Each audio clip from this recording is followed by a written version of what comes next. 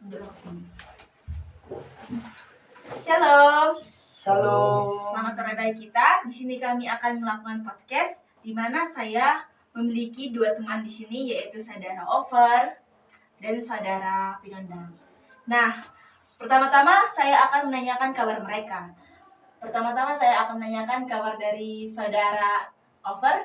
Bagaimana kabarnya, Over? Ya, puji Tuhan sampai saat ini kabarnya sangat luar biasa, apalagi dalam menjalani hari ini penuh dengan sukacita. Syukurlah. Bagaimana dengan saudara Pinondang? Puji Tuhan, sehat. Nah, pertama-tama saya ingin menanyakan, pertama-tama kita akan membahas tentang etika kerja Kristen.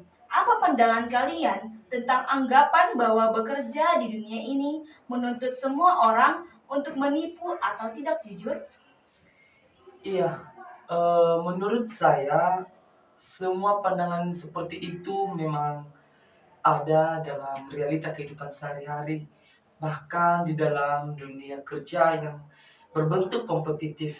Namun, kita sebagai mahasiswa teologi ya, pastinya kita harus mempertahankan apa yang menjadi integritas kita di dalam hal tersebut, supaya kita dapat menghindarkan diri terhadap hal-hal yang tidak sesuai dengan etika-etika Kristen, terlebih-lebih di dalam dunia pembisnisan, terlebih dalam dunia perdagangan dan lain sebagainya. Sehingga dalam kehidupan kita ini juga kita tidak pernah melakukan apa yang menjadi kompromi-kompromi terhadap masalah-masalah yang terjadi tersebut.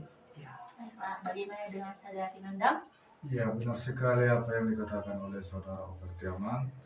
Itu mengapa etika kerja Kristen memiliki peran yang sangat penting. Etika Kristen juga berasal dari prinsip-prinsip kehidupan sesuai dengan kehendak Tuhan. Kita dalam beretika Kristen kita harus memiliki yaitu etika yang sesuai dengan kehendak Tuhan. Ini mencakup segala aspek kehidupan kita yang termasuk di dalam dunia kerja. Nah, saya sangat setuju atas pendapat-pendapat dari teman-teman. Dan mari kita bahas definisi etika kerja. Menurut Over Tiaman, apa yang dapat kita ambil dari definisi tersebut? Iya, dari definisi etika kerja Kristen yaitu sesuatu hal yang mencakup prinsip-prinsip moral yang berasal dari ajaran kekristenan kita. Dan ini juga dapat kita lihat dari pandangan-pandangan Alkitab bahwasanya etika Kristen itu merupakan segala sesuatu yang dikehendaki oleh Tuhan yang harus kita lakukan, bahkan yang merupakan sesuatu standar kebaikan bagi kita untuk kita berikan juga kepada orang-orang lain. Begitu juga dengan Pinondang? Iya, ada juga kata etika ini dalam bahasa Yunani yang juga berarti dengan kebiasaan kita atau kesusilaan. Jadi etika Kristen bukan hanya soal aturan, tetapi juga tentang cara hidup yang mencerminkan nilai-nilai Kristiani.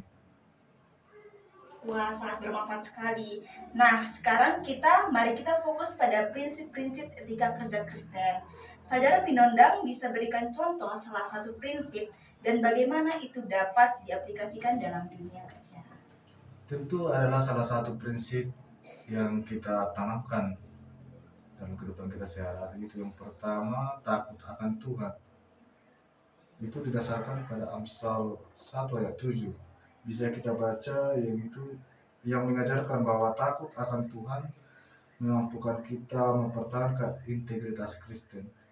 Di sini kita sebagai pekerja Kristen, kita harus lebih takut kepada Tuhan dibandingkan daripada atasan kita atau pemimpin kita. Ya, benar sekali apa yang disampaikan oleh si Pinondang, bahwasanya ketika takut akan Tuhan itu mampu membantu kita untuk tidak berkompromi dengan hal-hal kekristenan. Artinya apa? Bagaimana kita bisa menolak permintaan atasan yang melanggar kehendak Tuhan jika kita tidak memiliki takut akan Tuhan? Artinya dalam itu bahwasanya segala sesuatu itu tidak ada yang bisa kita takuti. Baik itu atasan kita, baik itu bos kita dalam dunia pekerjaan, selain Tuhan yang dalam kerajaan surga yang kita takuti dalam kehidupan kita. Wah, bagus sekali jawabannya. Nah, sekarang kita akan melanjutkan dan sekarang kita akan membahas keterkaitan antara pelayan dan pekerjaan dalam konteks etika Kristen. Iya, pelayanan dan pekerjaan sebenarnya saling terkait ya. Di mana kita bisa menggunakan sesuatu pekerjaan kita yang berwujud dalam pelayanan kepada Tuhan dan sesama. Bahkan kewirausahaan juga dapat menjadi suatu jembatan penginjilan. Ya, suatu jembatan penginjilan seperti yang dilakukan oleh William Carey atau Ludwig Ingvar Nommensen, di mana sembari kita juga melakukan sebuah pelayanan, maka kita juga harus bisa menjadi sumber berkat bagi orang lain di dalam bentuk kewirausahaan kita, sehingga kita tidak terfokus terhadap pelayanan kita yang berfokus di dalam pemberitaan Injil saja, tetapi di dalam kehidupan kita bagaimana kita bisa menyalurkan berkat-berkat dalam bentuk jasmani kepada orang-orang lain. Ya, saya setuju dengan pendapat saudara kami Obertia Mencai. Di sini setiap pekerjaan termasuk juga kewirausahaan ini menjadi salah satu amanat agung. Ini membangun ekonomi jemaat. Kita harus sebagai hamba Tuhan, kita sebagai yang bekerja sesuai dengan kehendak Tuhan, kita bisa membangun yaitu ekonomi dalam jemaat. Penting bagi kita untuk memahami bahwa pekerjaan kita adalah bentuk pelayanan kita kepada Tuhan. Itu menjadi salah satu prinsip. Wah, terima kasih atas pembicaraan pada hari ini, di mana pembicaraan pada hari ini itu memberikan wawasan